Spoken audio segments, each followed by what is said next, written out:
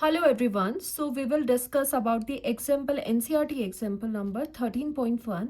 It says that given the mass of iron nucleus as 55.85 U, that is your atomic mass unit, and A, that is your mass number, equals to 56, find the nuclear density. First of all we know that जो nuclear density होती है that remains constant, और हमने ये prove भी करा था previous lecture में, बट फिर भी यहाँ पर एक तरह से वो प्रूव ही हो जाएगा कि आपकी जो डेंसिटी है वो फिक्स रहती है जो हमने लर्न करी थी उतनी। ओके, सो यहाँ पर हमें स्टार्ट करना है डेंसिटी, न्यूक्लियर डेंसिटी से। सो डेंसिटी आपका क्या होता है, मास अपॉन वॉल्यूम होता है। सो यहाँ पर मास पर फोकस करते हैं। वी हैव गिवन थिंग्स, जो आपका मास है, we will write mass of the Fe।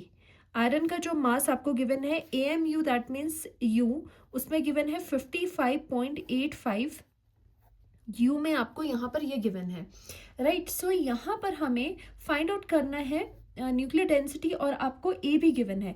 तो हमें पता है न्यूक्लियर डेंसिटी में जो भी मास यूज़ होगा वो हम केजी में यूज़ करेंगे। सो बेटर है इसे हम यहाँ पर चेंज कर ले। वी नो दैट जो एक्सप्रेशन है 1 AMU या फिर U, 1 AMU, और simply your U is equal to 1.66 into 10⁻27 kg, okay, minus 27 kg. So that means 1 AMU equals to this much kg, then this much AMU will be equal to, आपको multiply करना पड़ेगा. So mass of the iron will be equal to 55.85 into 1.66 into 10⁻27 kg. Alright, so mass of the, that means mass of the iron is coming out to be equal to 9.27 into 10⁻26 kg. So we have our mass in kg now. So यहाँ से कोई problem नहीं है। सो later on हमें volume भी निकालना है, क्योंकि डेंसिटी होती है मास अपॉन वॉल्यूम। सो हम यहाँ पर साथ ही साथ लिखते हैं we also have R value A, that is your mass number equals to 56 आपको यहाँ पर गिवन है, right. We know that density, जो आपकी न्यूक्लियर डेंसिटी है, जिसे रो भी लिखा जा सकता है, rho nuclear density is equal to mass of the nucleus divided by volume of the nucleus, right। mass of the nucleus में आपका कितना आ जाएगा, मास आपको गिवन है इतना। सो लेटर ऑन हम इसे लिखेंगे, बट यहाँ पर मास अपॉन वॉल्यूम, क्या वॉल्यूम ऑफ द न्यूक्लियस क्या है, न्यूक्लियस आपका स्फीयर है, तो स्फीयर का जो मास होता है, वॉल्यूम होता है, वो 4/3 पाई आर क्यूब हो जाएगा, राइट। सो यहाँ पर आपकी जो ये वैल्यू है, ये मास आपका इतना है, pi and R, but R हमें नहीं पता value, but we have the relationship such as R is equal to radius of the nucleus is equal to R naught constant A raise to the power 1/3 आ गया।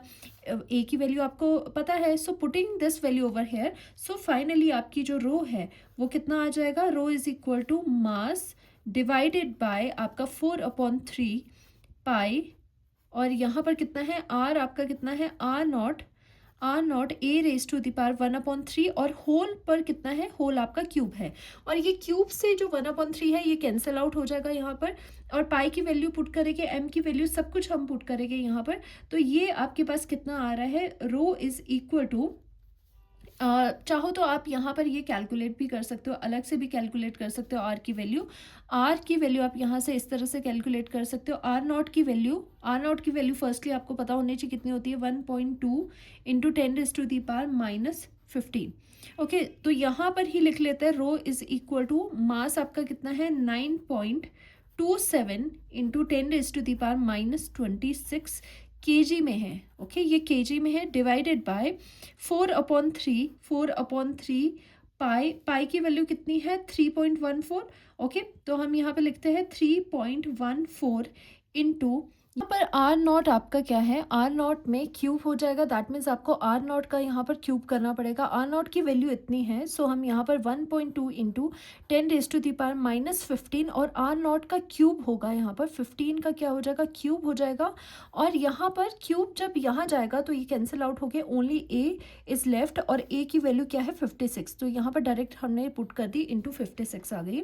ये are not cube की value है, और ये आपकी only ए की value है, राइट। यहाँ से क्या हो जाएगा 3 और ये कैंसिल आउट हो जाएगा और ये 1 पॉइंट आपका कितना हो जाएगा 0.4 समथिंग हो जाएगा 0.4 इज इक्वल टू, सो यहाँ पर कितना रहा 9.27 into 10⁻⁻26 which is in kg और यहाँ पर क्या है 4 इंटू 3 से ये कैंसिल आउट हो जाएगा 1.046 बचेगा इंटू यहाँ पर क्या आ रहा है ये वैल्यू 10⁻⁻15 इंटू अगर 3 करोगे तो आपके पास 10⁻⁻ कितना आ गया यहाँ पर वैल्यू 10⁻⁻45 आएगा। अब यहाँ पर 1.2 का क्यूब करके एंड 56 करके आपके पास यहाँ पर कितना आ रहा है 96.7 राइट। ये सारी कैलकुलेशंस कर कितना आ रहा है।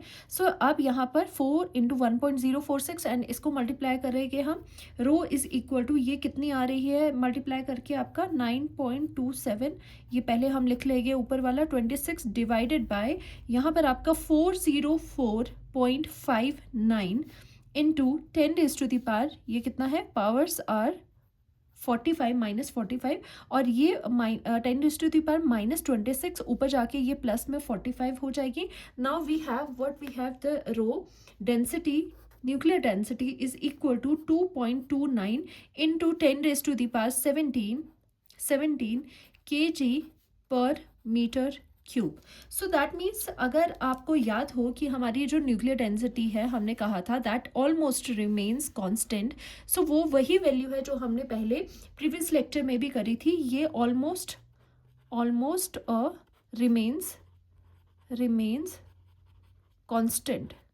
कांस्टेंट ऐसा क्यों था रीज़न बीइंग अगर आपको याद हो कि जो आपकी न्यूक्लियर डेंसिटी है वो आपकी इंडिपेंडेंट रहती है एटॉमिक मास पर। सो अगर वो एटॉमिक मास पर डिपेंड नहीं कर रही है तो ऑलमोस्ट सभी एलिमेंट्स के लिए जो न्यूक्लियर डेंसिटी होती है वो इतनी रहती है, वो आपने यहाँ पर प्रूव भी कर लिया।